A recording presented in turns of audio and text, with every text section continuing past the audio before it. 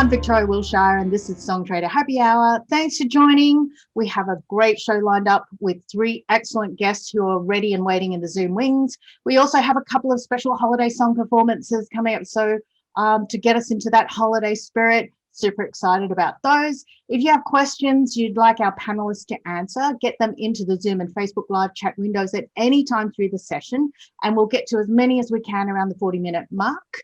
Now let's meet our panel. From the land of hockey and cold winters comes a modern troubadour whose songs expose the human condition, turning any setting into an intimate affair. He's amassed 100+ million streams, earning him Spotify Gold single status. He's been featured on NBC's This Is Us and nominated for a Juno and Canadian Folk Music Award. I'm excited to welcome Canadian singer-songwriter Craig Cardiff. Hi, Craig. Thanks very much for having me here. Very pleased to have you here. To our second guest. Brooklyn's the home of Coney Island, 30 miles of shoreline, who knew? And our next guest, a Berkeley College graduate. She's been celebrated via Spotify's Fresh Finds and Best New Pop playlists. In her new genre-bending duo, The Natural Synthetic, she's attracting even more support on indie pop, soda, and other Spotify playlists. I'm so pleased to welcome singer-songwriter Miette Hope. Hello, Miette. Hi, thank you so much for having me. It's an honor to be here tonight. You know, the honor is ours. Thanks for being here. And now, growing up in South Minneapolis, our next guest didn't have a passport, nor did he know anyone who did. That just tickled me pink. He's now on his 7th after years of touring the globe. He's a jazz artist for the hip hop generation and known for blurring the lines between traditional and contemporary jazz, soul, funk, house, rock, and other genres. He's a co-founder and artist of his own independent record label, Rainbow Blonde. A very warm hello to Jose James. Hello, Jose. How you doing? Happy holidays. Yeah, exactly. It's going to be a weird one, but still we can be happy, right? Yeah, we're still here. We still got the music. We still got the love. I love it. I love it. Sending it all out to the audience. That's it. So today our topic is finding your virtual fan base. And I think that with online environments being so much more prevalent than ever before, we're going to dive into how each of you has so successfully identified your audience and been able to nurture a healthy partnership with that audience, because it is a partnership after all. So maybe just to start with, Craig, maybe some super quick highlights of your artist career up till now. I don't know where to start. I feel like most of the time I was outside of typical booking, rather than having an agent initially. It was just hiring and creating our own agency and booking shows through fans. A lot of house concerts, a lot of community hall church rentals, which I really love, and I've gotten to travel to a lot of different places by saying yes. I got to go to Hong Kong May before last, just basically to perform and write with students there, and travel all over Canada. That's, for me, it's been the highlight. A lot of really interesting small communities. I don't know. I mean, here's an embarrassing career highlight. I remember when I just kept putting out music either in studio or would record here at my house, or I had one album I put together on an iPod just as a concept. And I remember getting royalty checks for songs before Spotify was established in Canada. So it wasn't something that people were using. It was Apple, iTunes. And I remember contacting CD Baby and being like, I think there's been a mistake. I can't pay this back if you guys give me this money. And I remember I just didn't know what else to do. And that made them a little, I think, suspicious. They're like, what's going on? And they're like, no, that's your money. And it was just such an interesting thing to have a body of work, because I've just always focused on touring. And so that's made this time very curious. But to have the experience of having your work be renewed or appreciated, but through nothing that I did. I mean, I remember trying to contact Spotify and and Apple to like see if we could buy ads or like reinvest some of the money, and we couldn't get through to anybody. It was fans and mostly European lists. So it's kind of like an embarrassing career highlight. I don't know if that's what you're looking for. It's all good. I love it. And, where do you start? Contacting Spotify and Apple, No, I love it. Why don't we go to Miette now? How about some few career highlights for you? So I started writing songs from a super early age. And I used to write a lot of folk music because I kind of grew up in the mountains. And my mom was in a band, and I played with her band a bit and kind of learned to write songs in that community. And we would have bluegrass festivals in the summer and play songs around the campfire, and that's kind of where I was raised in music. So I thought I was going to be a folk artist, and then I had my sights set on Berkeley and kind of really got into knowing the jazz world. And then, was very anti-pop for a while, and then moved to New York and kind of got a bit more into popular music. And so I feel like it's kind of been hard to find exactly what my fan base is, because I feel like my sound is a combination of a lot of different influences. But I think with the development of technology, it's been easier than ever for fans to kind of curate their listening experience and find the artists that they align with. So finding my fan base has been quite the interesting journey. And I'm really grateful that now more than ever, as an independent artist, I can find access to my audience, especially through platforms like Spotify. Excellent. And I can't wait to dig into that just a little bit more. I think Miette froze on us a little bit, so I'm just going to jump in and take over right now. And I'm so glad that she made friends with pop, because we love all genres, most genres. Miette, you just froze a bit, so I'm going to wrap and then go to Jose next, but we're going to dig into yours, your connection and how you actually dug into finding your audience a little bit later on. So Jose, how about you? Well, honored to be here with all three of you. And yeah, I mean, my story really started in London. I was a student at the New School for Jazz and Contemporary Music in Manhattan. I made an EP called The Dreamer that I self-produced and financed. Brought that to London. A copy got to the DJ and tastemaker Giles Peterson, and it was a right place, right time. He had his BBC show, and he was just starting a new independent label, his return to the music business, Brownswood Recordings. So about 3 months after that, I got my first deal, and that album, The Dreamer, came out 2008. And immediately I was touring Europe, and I was basically a European artist.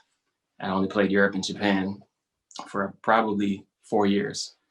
But I lived in the US, and fast forward, I signed with Verve/Impulse. I self-produced the album that, again, right place, right time. Don Was took over Blue Note Records in 2012, and I was the first artist he signed to that new roster, working with Pina Palladino and Chris Dave and Robert Glasper and this kind of new generation of neo-soul R&B meets jazz. And wow, I put out, I don't know, like 5 or 6 albums with Blue Note. And then I started my own label, Rainbow Blonde Records. And I'm about to put out my 10th studio album. Well, it's my first live album, recorded at Levon Helm and Le Poisson Rouge in Manhattan during the pandemic, which we can talk about later. They're live concerts without an audience, and it's a double LP. So it's been a fascinating journey, and I've gone from indie deal to major label deal to twice, and now to my own independent global deal. So it's been a full circle, and now I'm really blessed to be able to produce and write and sign other artists and sign my own records. You know, so it's pretty cool. It's pretty cool. That's amazing. And so I guess you're not sitting back and twiddling your thumbs at all, especially No. during the pandemic. Definitely not. Definitely Yeah. not. Great. And so with the pandemic and the subsequent lockdown and our poor demise of touring, how has that affected the way that you have connected with your fans? Craig, you want to weigh in on that one? Yeah, I mean, I feel like because I started out where shows were getting presented by fans and like funding albums, I only recently started working with True North Records here in Canada, and it's the first record deal that I've ever signed. Everything else has always been through my own label. And we signed in January, and then it was like, oh, pandemic. So that's been an interesting experience in itself. Mm-hmm. In terms of staying connected with fans, I mean, to be honest, because I had worked so hard on just connecting with fans for shows, like literally, it's like a Stomping Tom. He's like a less cool Johnny Cash. He's like our Canadian Johnny Cash or whatever. But he, like, his way of touring was always like, you know, avoid the big cities, go to the small places, go to the communities and connect. And I don't know if this is entirely fact or myth, but he would send his manager would always be 2 weeks ahead, like getting tickets printed, posters printed, you know, basically like rallying the troops. Or bands like the Cowboy Junkies who would, you know, have the phone tree list, and they would get to the show in Buffalo and they would call. And that's the model that I've adopted. And so like a lot of the people who've put on the shows are friends and I've stayed connected with. And I'm lucky because I have a lot of respect for people who are trying to build and create new relationships right now. I don't know, like just throughout all levels of business, I think existing relationships have been easier to maintain. Starting new ones, especially when like I'm just people I work, my team, you know, it's been hard. There's been weeks where people go off the radar and you can't fault them. Like people get sick, people's families get sick. And so kind of with all this topsy-turviness, the idea of like, I'd like to say that I've been able to grow my base, but I don't know if that's necessarily true. I think I've stayed connected with the people who had been there to kind of support me. And even I'd be interested in other people's take on this. I found it a struggle to ask because everybody's going through it, you know, like financially, everybody's going through it. And so that's, you know, I've been very fortunate and things are okay and we've kept everybody working, but that's to go and ask for more has been a struggle. And I think too many of us have given too much away for free during this, like with, you know, the amount of performances, live performances, and I'm guilty of it too. At the beginning, I started a live from everywhere that I did every night for an hour, half an hour to an hour. And I loved doing it because it gave me a focus and I missed touring so much. But, you know, eventually I kind of burnt out on it. And I don't know if it was expanding anything. I think it became, it was too much, too often. Yeah, that makes sense. And I guess that you have to pivot. We had no choice, didn't we? Yeah. So was your audience already on the online channels, or did you actually bring them into the channels to connect with you? Well, I feel like, again, like Miette and Jose can speak to this, but I feel like everybody flooded from everywhere. Like all the parents who suddenly had TikTok accounts and everybody who came back to Facebook, and like everything changed. I think even like weekly, looking at music stats, it was fascinating because you're like, why is this working? Why is this going up? And it's like people were at home, you know. And I also, so yes, I believe that people were already there for me on platforms like Facebook and Instagram. I've done a terrible job of YouTube. Like I just did, hey, it was never a focus and I'd ignored it. And so that's kind of seen growth. But just because they're there and there's some connection, again, it's like there's the amount of messaging I received during that whole time and the amount of music that was getting pushed at people was so much. And so, like, I don't know what your experiences yet, and Jose, have been marketing new singles. Like, we've had success. Let's go to Miette. What was your experience like? Oh dear, I think we have a freeze. How about let's jump to Jose. We'll go back to Miette. Absolutely. I mean, it's a little bit different because I'm actually running a label as well. So I'm seeing it from both sides, being sometimes the artist and the label, which is amazing, but I couldn't do it without a team. I think I don't know, for me, I have two thoughts on this.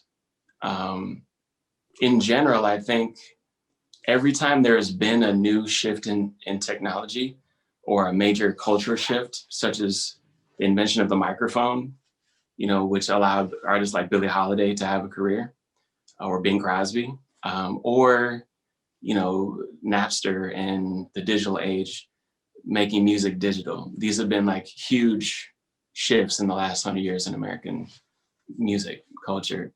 And I think this is arguably another one where we're seeing, live touring come to a pause. I don't want to say a standstill, because there are people booking shows for the fall worldwide right now, but for next year, but I think it's an incredible opportunity to kind of see the holes that we all have been kind of ignoring in our careers. Like the brother mentioned YouTube, and now he's investing more into YouTube. In terms of like just marketing in general, I've been a bit more focused on algorithm, rather than campaigns. Just now that I have the ability to release music whatever I want, whenever I want, at a high level, I'm taking advantage of that. So, I put out a lot of material. When we did our live shows, we rented Leave on Helm, and we produced a live stream concert there for myself and my label partner and co-artist on the label, Tali. So we 7-camera, film and chopped it all up. We just literally got the masters 2 days ago from the mastering engineer, and we're feeling really good about it. And we have now like a full double album with a music video, basically live from Leave on Helm for every track. So for me, it's kind of like, if you're not competing on the major label, like a Republic level for marketing, I kind of don't really want to play that game. It's more about the long term, like how can I make sure my algorithm is steady on these platforms like Spotify we're talking about. And also how can I sort of have a established, because we always think about a body of work with albums, right? Miles Davis, Madonna, whoever. But I think the YouTube is interesting because I think that's the future for also having a body of work that people can always reference back to, and it just continues to pile up. So I'm not saying marketing is not important, but it is very flooded. That's a really good point. And I think you have to kind of step back and say, how do I want to spend my dollars short term and long term? Yeah, so Jose, maybe I can ask you, with you getting in deeper, looking at the algorithms and where the holes were at, identifying those, did it actually affect the way that you created? Did it change the direction of your art to accommodate, or no? I don't think it changed the way I created my work, but I think it helped know who loved me where, And I have to say, I got to shout out Spotify for doing the Spotify for Artists. It's a pretty recent thing. And I got my account when I was in Mexico City for the first time. I went to the Spotify offices and they're like, man, we love you here. And I was like, I had no idea. And they showed me for the first time, this was about 4 years ago, the stats by country, by city. And it was a revelation because, when I was on Universal, I didn't have access to that data on a day-to-day. My team didn't have access to that. There wasn't the degree of transparency that artists have right now, signed or unsigned. So I think if you can kind of keep your focus in that way, it's a really exciting time. I like knowing one of my songs is doing really well in the Netherlands. And I'm like, well, that's interesting. Why? And when you do, have a marketing campaign, it makes it a lot easier to decide, where you want to spend your dollars on Facebook or what have you. But I mean, it's a lot of work. I'm not going to lie. It's a lot of work. And when you're doing it all yourself, You can't do it alone. Like I have a whole team helping me because I still need to write music and I still need to perform, you know.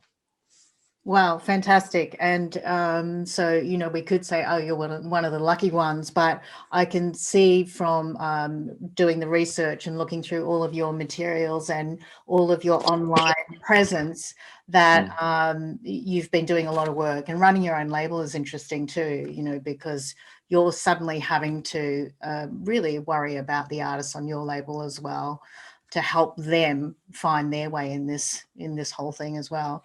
Miette, we're really glad that you're back. I'm so sorry. Hi. Hi. Am I coming through okay?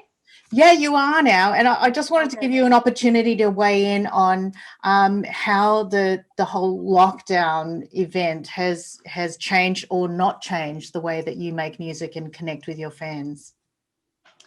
So I think without the live shows, it's been much harder to feel a connection, like a true connection with my fans. And I think I'm in a similar place to Craig, where I think building my audience and connecting with my audience really started at baseline, you know, having that live show experience with my fans, especially in the New York City scene, going around and playing with different venues and opening for different bands that were coming through town. But now I think everyone really is at home and everyone is engaging with these different platforms, social media platforms, and, you know, things like YouTube, Instagram, and TikTok. So I think really more than ever, like, content is very important. And I think when I first started coming up as an artist, I thought that content had to be something that was very polished and perfect. But I think something that I've learned in the pandemic times is really that, you know, that's not necessarily what fans are looking for. They're not looking for something polished and perfect. They want to really see authentically who you are as an artist. And I think that's been the biggest thing and the biggest change, is that it's important to show your audience who you are. And I think platforms have now kind of allowed for a more candid and authentic representation of artistry, with things that are going viral right now. Like, it doesn't have to be pristine. It can be on your iPhone in your bedroom in your pajamas dancing around, and, you know, people will want to engage with it because they really want to see realness. And I think we're all together in the fact that this has been an extremely difficult year. And I think, you know, really just expressing your truest self and being able to share that with your audience is like the blessing in disguise of these hard times, for sure.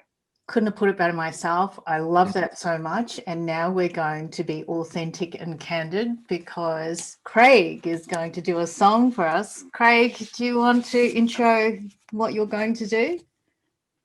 This is a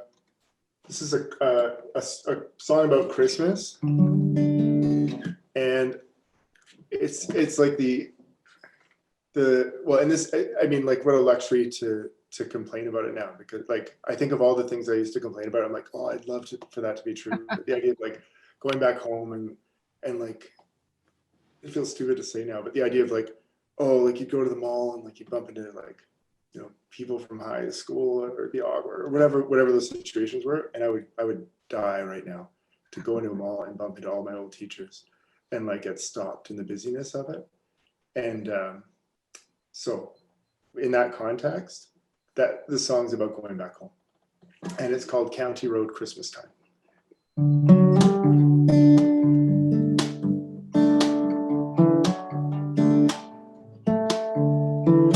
County Road Christmas time, everybody's flying in. County Road Christmas time, everybody's flying in. Passing rows of trees where for $10 even Lady ties him up, string and mistletoe, calling all the way up to Lake Ontario. I'm so tired of flying, all of this invention, passing off the truth, framed with good intentions. Everybody smiled, everybody turned away, oh, everybody held out for what all to say. Why don't you call back? And why don't you say what hurt the most is finding out what you let slip away is what you needed the most. Yeah, yeah, yeah. Yeah, yeah, yeah. But everybody missed you at the Christmas party. Oh, we talked about the year like we were burying a body. Everybody smiled, everybody turned away. Everybody didn't know what to say. And well, 401 coffee, 401 cigarettes. Everybody tried so hard to forget about oh, where we learned to love. On the well, places where we came from. Why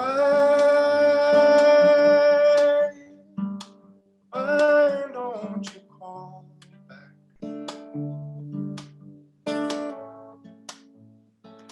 Why don't you say what hurts most was finding out what you let slip away is what you needed the most.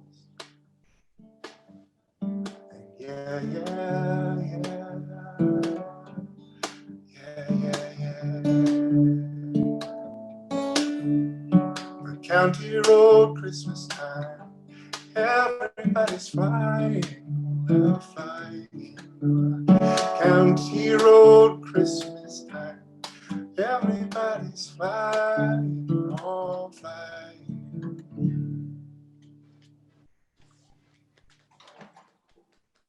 Thanks.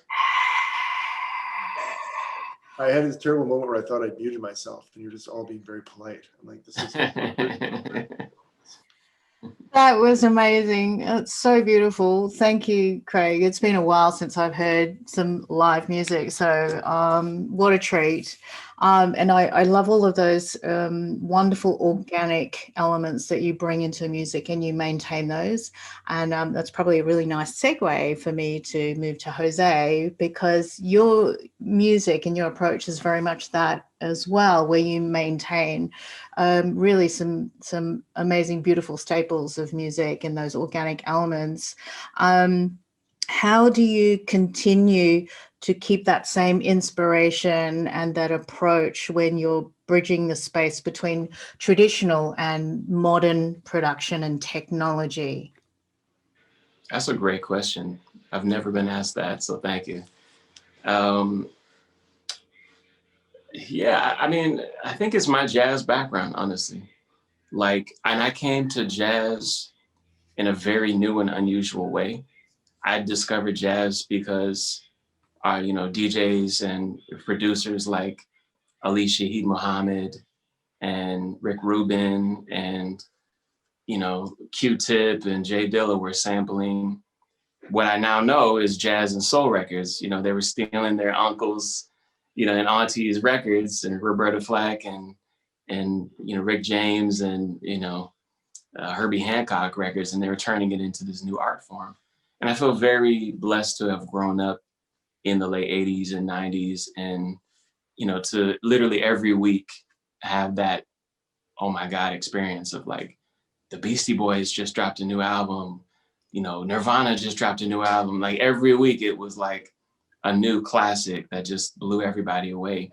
And I think I don't know how old everybody else is. I was born in 1978. So like in my generation, we listened to everything. We loved everything. And I think we're coming back to that, which is really cool. I see all these younger bands and younger artists just claiming everything, claiming the entire landscape. but it has to be dope. It has to be good. I think that's the only rule now. You know, if you have a Billie Eilish who's like, I will claim all of this, and genre doesn't exist anymore. And that's really, I've waited my entire life for that landscape to be there. So I think it's beautiful. You know, like, I personally love funk. I love hip hop. I love jazz. I love blues. I love pop. I love singer-songwriter. I love rock. And I've found a way to, like, tastefully, I hope, dip into each of those places with time and authenticity. And people really, you know, like Miette said, people really respond to it when it's real. You know, when you're committed to it for a 2-year cycle, you know, and they're like, okay, I guess you really meant it. And I will say, I think you have to stay committed to whatever you do. And I'm glad to be on this panel with these artists, because clear that commitment is there. You can't just throw out a single, oh, that's not hot, try something else, that's not hot. Like, there isn't time for that. You have to really stay in your place of expression and believe in it, no matter what. I think that's really important. Jose, how did you, when you were recording, sorry, I've been wondering this the whole time. When you were recording without the audience, what were you guys working off of? Because that's the thing that I've struggled with the most, and I've stopped because playing for screens breaks my heart. Like it's like there's nothing to work off of. And you're talking about just the idea of like the energy or these albums dropping or whatever, and everything you referenced, that was energy. Like that was like pushed onto the vinyl or pushed onto the whatever platform, and I feel like that energy usually was in response to an audience, or like they just were and they were pushing it in. So how did you, like, were you able to manage that on the live recordings you did at Promotional Rouge? That's a great question. Well, I had an amazing band with me, and that helped a lot. And, you know, similar to you, like, I had set up a lot of things, you know, I think that we all had. You know, it was, my last show was in February, you know, in Tokyo. And I had a brand new band. We were just starting to rehearse. We were about to go on tour when all this came down. So I sort of had already set up an energy with a community of people, and it was already there. And then we just tapped into it. We just had to wait for the venue. And I think the main difference, if I'm being honest, is the venue. You know, when I do shows, solo shows for my Patreon at home, and that's cool because I know everybody who's in the community, and that makes me feel like warm and friendly because it's not strangers, you know? But when we went into Leave on Helm and then later to Le Poisson Rouge, it's in a club, it's in a place that, you know, the sound is great. And we just played off of each other, you know? We played off of each other, and I guess I had done enough shows by that point digitally to know that the receiving end, people are loving it, you know, and they were live. All of them were cut live. So I knew somewhere in the world, somebody was like, right, what I'm doing right now, like on the other side of the screen, like freaking out, like, yo, that was amazing. And I guess it's just like a mindset of getting into, like, you know what, like, I have this platform right now.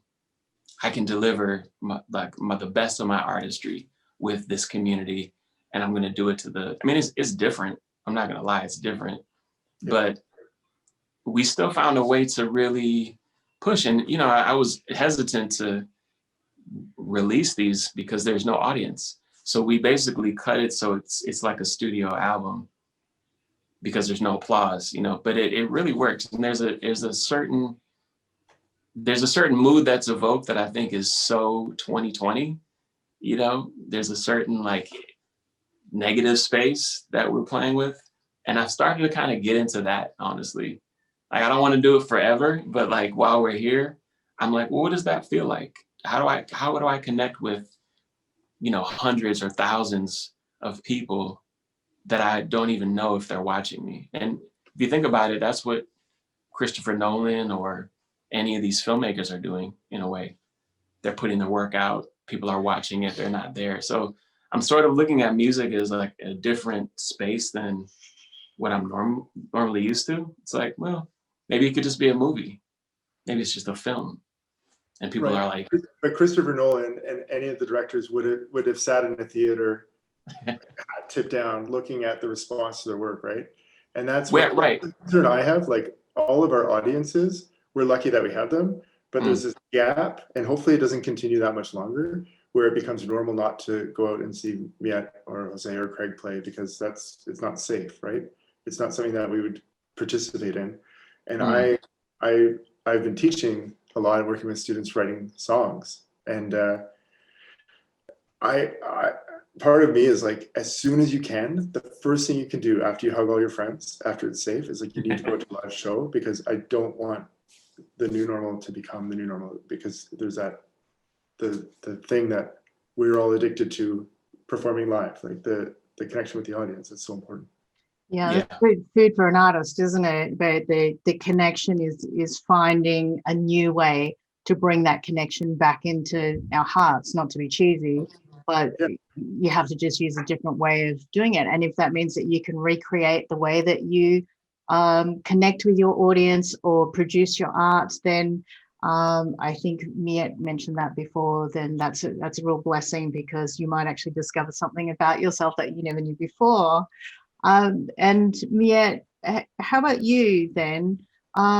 Did you have to really lean into your previous experiences and that energy of connecting with the audience and somehow bring it into your own streaming shows, online shows? I think I kind of side with Craig on the notion that performing to a scream is really challenging. It's hard to just banter the same way and just kind of without the interaction and the faces in front of you. It's definitely challenging. And the same thing with collaborating.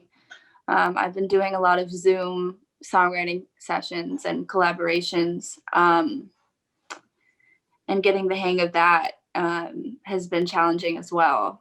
But at the same time, I always have to go back to the gratitude for all of our abilities to access these tools.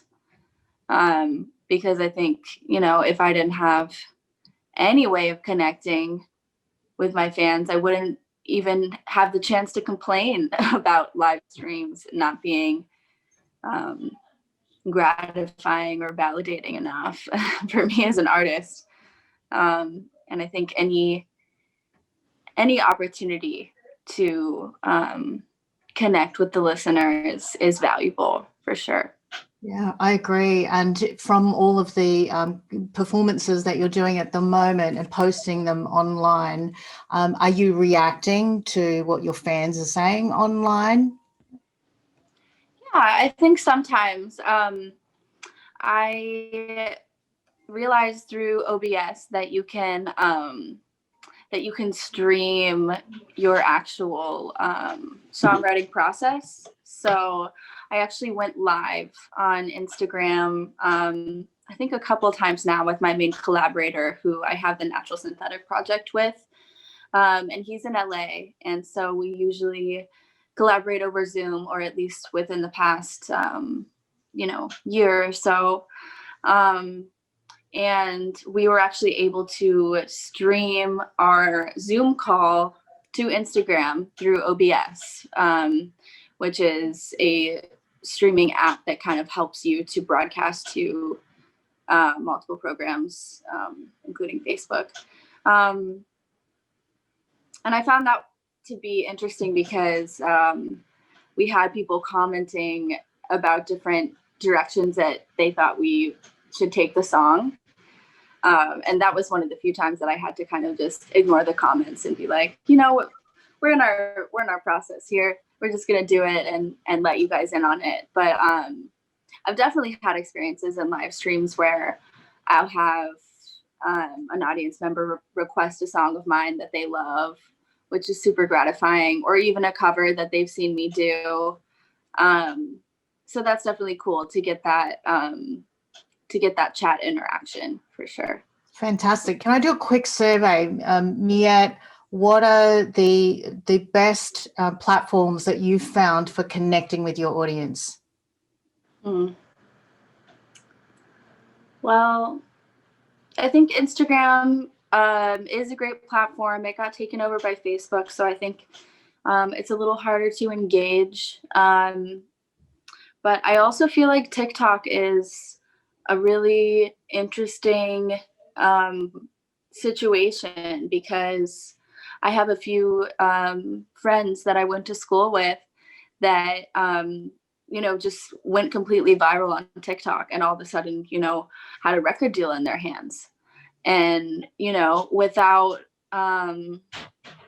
having to do all the different things that you used to have to do to like make it as an artist, you can just kind of put it out there and see if people will respond to it. And I think the algorithm with TikTok is really, really cool, because it's not based around how much following you already have on the platform, or necessarily what hashtags you're using. Sometimes your video can just get discovered, which is a really cool thing. And I think Instagram is starting to even follow that algorithmic technique. Great, love that. Jose, where do you find your fans are living now? I mean, for my core fans, like my super fans, we have a Patreon community that's been amazing.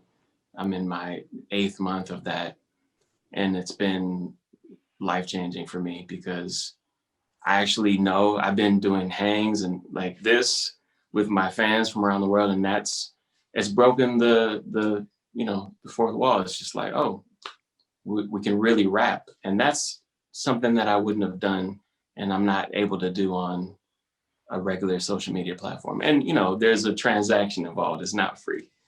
People pay to be a part of it for the service. But I like that platform gives artists the power to make their content and charge what they want for it. Outside of that, Instagram for me, it's pretty global. Like I have a big fan base in Japan, and they really like it now. It's like a newer thing for them. I have a lot of musicians in my band who are now trapped over there. They went back to renew their visas. So they've been there since last December. So that's the primary way that we communicate. And I like the community on there. I would be on Snapchat if I wasn't 42. But I'm gonna let the next generation be masters of that platform for sure. Fair enough. Well, we're with your band as well, but I'm sure they're brushing up on their Japanese right now. How about you, Craig? Where do you usually find that your fans are living the most? Instagram and Facebook for me. But I jumped in there. I was curious for both of you how you feel about the chat function. Because I love it. Then I'm like, I would never tolerate a show or audience behavior like that. It's like all your best friends in a peanut gallery, a little drunk or high, like inside joking. And I'm like, just be quiet, guys, focus. And like, how do you guys do that when you've gone live? How do you manage that? Yeah, do you want to do that one? You want to take it? Are you saying like on Instagram Live when people are just kind of chatting back and forth? Yeah, like I just, it's probably what's happening at shows. It's just social norms are like be quiet. Right. Honestly, I usually just ignore the chat unless it's like a Q&A. If I'm just performing songs, I'll just kind of like stare at the screen and do it. Or else I'll get distracted and forget the words to the song or something. But if I'm doing like a Q&A and having people, or just like trying to chat with people a bit, then of course I'll like read it through. But yeah, sometimes people can just be really silly, or friends will hop on and just kind of troll the chat, and that's just like a silly thing. Or sisters are the worst, where you're like, yeah. get off this. I have a younger sister. Yeah. We love sisters, yeah. So we have to get to Miette's song in just a second, but what I really want to get from each of you is, have you made any mistakes with fans that you wish you hadn't done, but it was great learning? Craig. Yeah, I feel like I feel like in some cases, being afraid to ask, and then also maybe asking in wrong ways for help. Like I'm transitioning, downsizing my home, and I had people reach out and were like, "Can we give you money in case you need it?" And I'm like, "No, everything's okay." Like, and seeing that there's that like kind of support or outreach there, and then on the other side of it, it was like, partially because I don't have we're launching the album in January. We're going to talk about the pre-sale, and so that'll be the part to talk about where I haven't had like a direct ask, like to say like, here's the way that you can support, because people are asking, how can we support you as an artist? And I struggle with this whole idea of like, well, watch me on Instagram, watch me on Facebook, because honestly, that's not, it's not a ticket sale, right? So whether that's been a big mistake or not, I also just trying to go every night. I just burn myself out, and so I set myself up. And friends warn me. They're like, every night, eh? I'm like, yep, it's going to be great. It's going to give me structure. I'm going to build all my teaching and my time with my kids. And they were right. Like, I would have been better off to like give a more focused, spread out experience, or more curated experience of like interviews or whatever. And I didn't like lose fans, but yeah. Well, now you know. Jose, how about you? Anything that you did with a fan that you think, oh, maybe that wasn't so good? I don't think I had that experience per se, but I reached the bleeding edge of how far I could go away from what people want from me as a musician. There was a certain project that I won't name that I believe in strongly to this day that, for whatever reason, my fans just weren't feeling. And, I still toured it for 2 years. And it was really, for me, it was important because I learned 2 lessons. I learned that as a musician or artist, how strong are your convictions? Like, are they strong enough for you to like lose fans and money over? And maybe the answer is yes. And for me, I also realized like, I had a big headlining show, debuted this new music, and a lot of people walked out, which was the first time it happened to me. And I was like, oh, it was my Dylan Goes Electric moment, sort of. And I said, okay, like I understand why. And I had to make a real decision about, why do I make music? Do I make it to satisfy my ego or like this idea of who I am as a creator? Or am I really trying to make these people happy?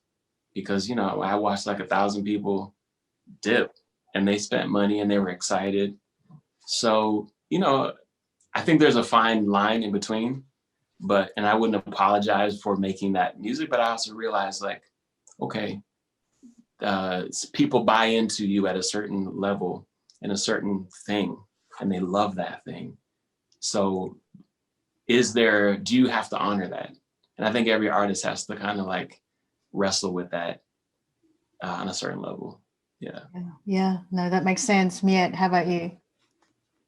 I think what came up for me when I was hearing the question, I know you're saying like make mistakes with fans, but I think it's, for me, I think more about like a career mentality mistake that I was making for a while. I think I was a music business major in school, and I think after learning about the state of the industry, I think a lot of my teachers had been a part of the industry when you could still sell a record. And then they were teaching, all of us who were entering the industry and knowing that you can no longer sell a record.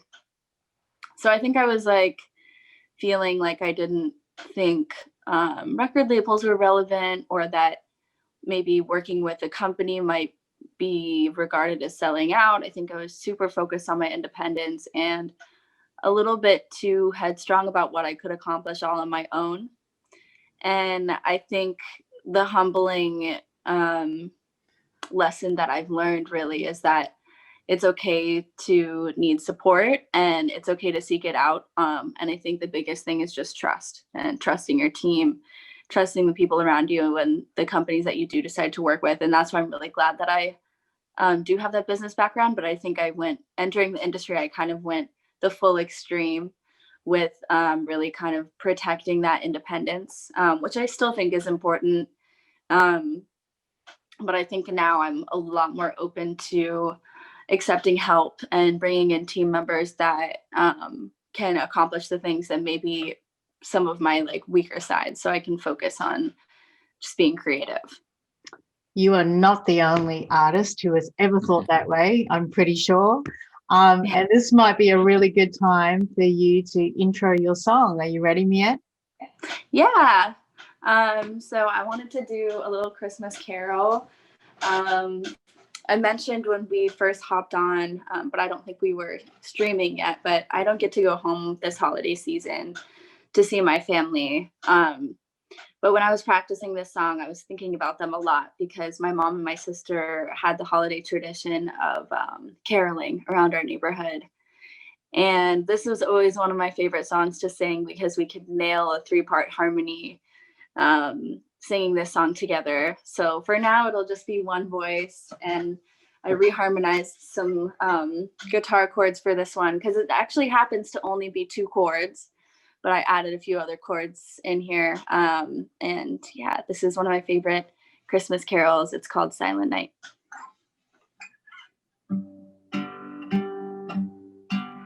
Silent night, holy night, all is calm, all is bright. Round your virgin mother and child, holy infant, so tender and mild, sleep in heavenly peace, sleep in heavenly peace. Silent night, holy night, shepherds quake at the sight, glorious streams from heaven afar, heavenly hosts sing hallelujah. Sleep in heavenly peace. Sleep in heavenly peace. So you wish you could just have that audience right in front of you. Go, yeah, we love you. I feel the energy. Oh, we've got it. I'm going to give you all of mine, and hopefully that'll make up for everything else. That was beautiful. Thank you so much. Thank you, Victoria. I'm totally feeling it from you. Love the enthusiasm. Oh my gosh. Okay, so this is a really good time for us to see if we can fit in some questions, shall we? Let me see now. I'm going over here to my little doc. We have a question from Facebook. Chris Cartel. What is the best promotional platform from everyone's experience? And I'll open it to anyone who wants to jump in. What was it? The best platform? From everyone's. So from your experiences, what have you found is the best platform to use for your promotion? Word of mouth, still to this day. To me, word of mouth wins every time. Like, because it doesn't matter if you get a pitchfork or something and they give you a bad review, your word of mouth is bad. So like you just have, whatever it is, people need to be talking about your work in a good way. And it doesn't matter. Like I've seen kids with no marketing budget, with one single or just like a video and everyone's like, yo, this is dope. Like that to me always wins. Like make the music dope. That's it. Yeah. You know, that's the only guaranteed platform. Like for real.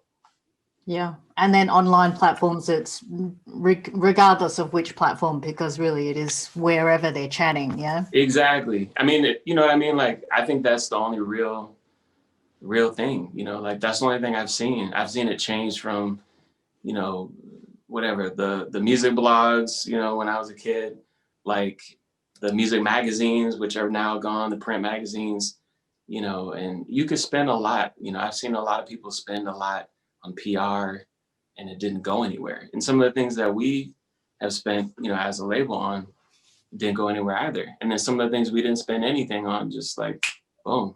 So I think like, it's important, and I want to hear what y'all think too, but I think making it dope is always the number one rule.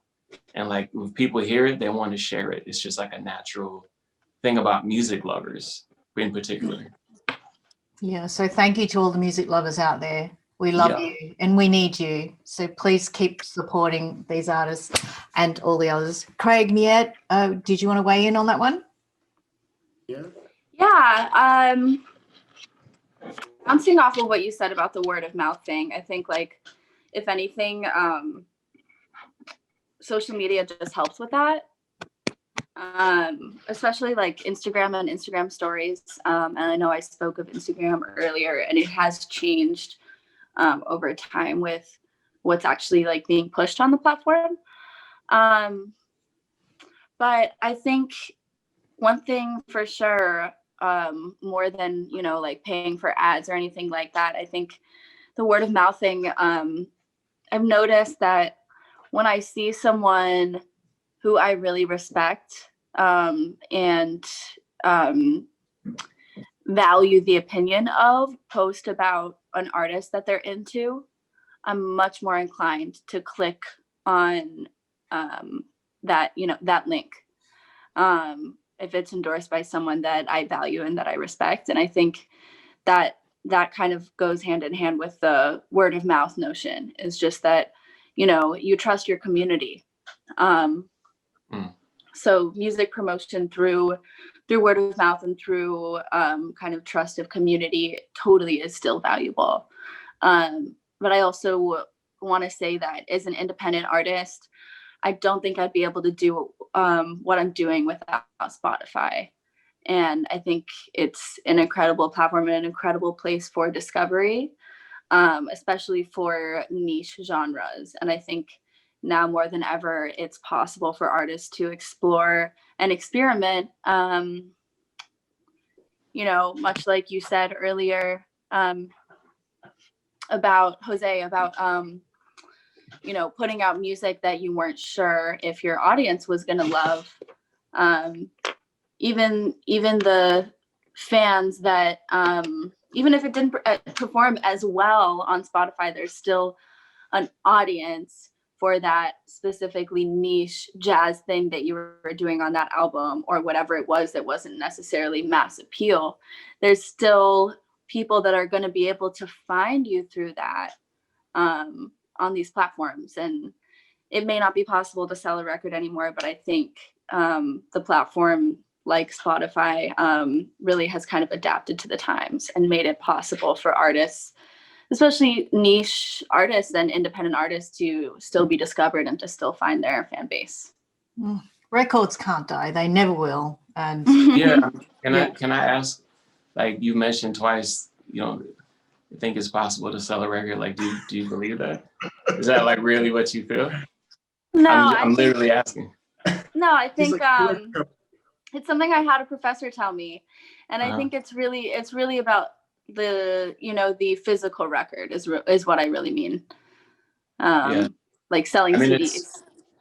Right. It's just interesting because, like, you know, we're on a label now, so it's like the numbers are huge in Europe. Like Kamasi Washington went like beyond platinum vinyl on his with Brain Feeder. So I mean, it's just interesting because, like, in a way, like, we're selling more vinyl than ever as an industry, even right now, because everyone's like, I got that stimulus check.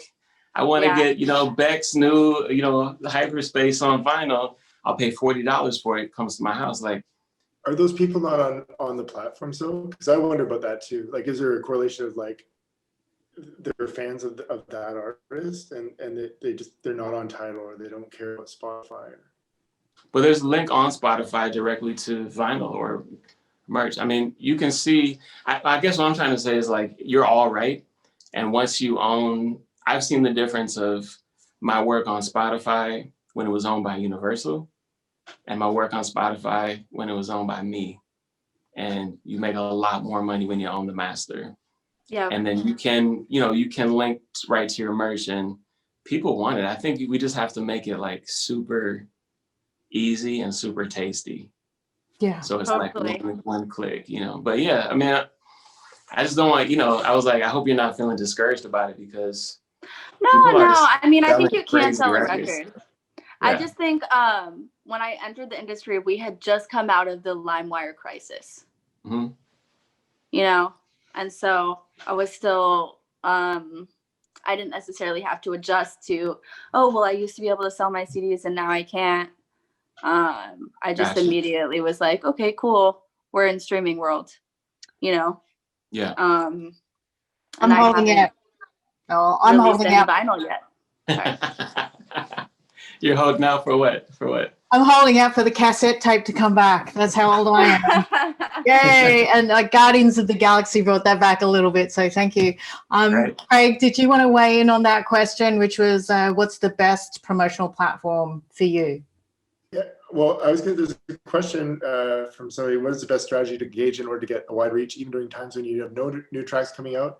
And tying into something Jose had said about algorithms, I've had mixed success with it, but when I was working on the album, I kept saying, I want to put out music, and the label was like, no, Craig, finish the album that you're supposed to be finishing right now, and no new singles. But I could literally see the, they're good people, and they gave me money to do the album, so I should do that. But I literally could see the attrition or the decay of numbers, and so they supported it was a curious idea. I said, can we at least try to put out singles they might have been 2 years old, 5 years old, 13 years old, but they'd never been put out as singles for my catalog, and let's put them out in every country except Australia, Canada, US, UK. And that, I mean, it was like, it's a lot of work, right? It's a scheduling piece, but like constantly at least throwing nickels into the beast. And so you're always like flipping it up a bit with existing content. And that for me is Jose, you made a comment earlier about like the idea of putting singles out. And I'm of that mindset. And then I also get burnt out where I'm like, I'm not ever going to recoup to pay people properly and like the time and negative energy to keep throwing pennies in the well to keep your numbers at least plateauing or hopefully going up a bit each time for the algorithm pitch. So I wanted to so that's one strategy that I would say, if you don't have any new tracks coming out, to like look at your old catalog, repackage it as singles, market in different territories. One idea. And I was curious about Jose's comment earlier about focusing on algorithm, and if you have any ideas about that. Yeah, look, you had me at Australia, Craig. That's why we did in there, Victoria. Yeah, come on, Aussie. I think we've got time. We've got time for one more question. You guys got a couple more minutes because we're a little bit over time, but I really want to get this one in from the Zoom audience. Jackie Gage, thank you for your questions. This one's for Craig and Jose. Did you have major label goals before you signed with your respective labels, or did the labels find you? As one part. And then the second part is, did you fully fund your first records before presenting them to these labels, or did the labels pay for creating them? So yeah, let me know if you want me to go through the questions again. Great questions. Craig, do you want to go first? It'll be short. So no, I had a meeting when I was 19 with somebody at Sony, and I thought I made it because we got to walk into Sony and nothing happened after that. And so it's great, I'm going to keep making records. And then I work with my manager is Tom Sarek. He worked with Lou Reed and like all these amazing bands that I love, and he reached out because of Spotify numbers, and he was starting up he had wound down his management practice and had worked in doing other projects, and was coming back to music and starting this label, Anti-Fragile, and it was focused on albums, but marketing albums on digital platforms and not looking at it as a detriment. And so, no, I never had any like, I remember reading his email and being like, wait a second, this is what my sister is writing. But that just came out from us talking very organically. And the relationship with True North Records was literally a friend and somebody who I've worked with ended up going to work for True North Records and was a champion inside. Like, we've all had that, the champion inside the business who's like, the numbers are good and they're hard workers, and that makes all the difference. But I never focused on it just because I can,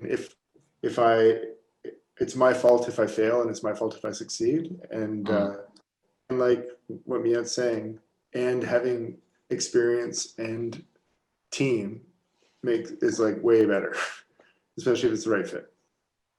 Great. Jose? Right. You know, I just wanted to sign to jazz labels because I idolized Blue Note Records and Impulse because I love John Coltrane and Miles Davis, people like that. Those labels now happen to be associated with majors. When I signed with Blue Note, it was EMI, then it became Universal, and Verve Impulse is under Universal Music Group now too. So, you know, for me, it wasn't about being on a major, because to sign to a major doing jazz is kind of like redundant in a way, because jazz is it's like a long-term career. You know, you're looking at maybe putting out like 40 albums, you know, hopefully, you know, most jazz artists or more. And you're not hitting those kind of pop numbers. So for me, it's kind of yes and no, you know what I mean? I didn't want to be on a major per se, but I wanted to be on those labels, which were majors in their own way. And I did fund a lot of my stuff, like No Beginning, No End 1 rather, which was my debut on the new Blue Note led by Don Wise. I produced and financed about, I think, a half of that album between London and New York, because I was living overseas. And I presented that. And so the sound was already there. The production was already there. I highly recommend walking into a situation with any label with that in mind, because it's a lot easier to negotiate better terms when you've already spent the money. When they're giving you more money, then they will take more. That's just how it is, unless you sign with my label, because we have the best, most artist-friendly deal in the world, literally. I love it. Give yourself a plug. And that's really great insights and tips for everyone out there. Thank you so much. And we've come to the end of our happy hour. That's all we have time for. I can't believe it went so fast. That's also our last show for 2020. So Craig, Miette and Jose, thank you so much for your time. Music really seems to have made so much sense this year in what's been such a crazy year. Thank you, Craig and Miette, for your awesome performances. You brought the holiday spirit into our Zoom homes, so thank you. To our wonderful audience around the world, as always, we hope you found this happy hour valuable and enjoyable. Thank you so much for your support this year. It really does mean a lot. You can view the full session on YouTube tomorrow and leave a comment to let us know what you would like to see on these happy hours in 2021. Be kind to each other. Have a peaceful and safe holiday season. You've really earned it, I think. Cheers, and see you next year. Happy holidays, y'all. Bye. Thank you so much.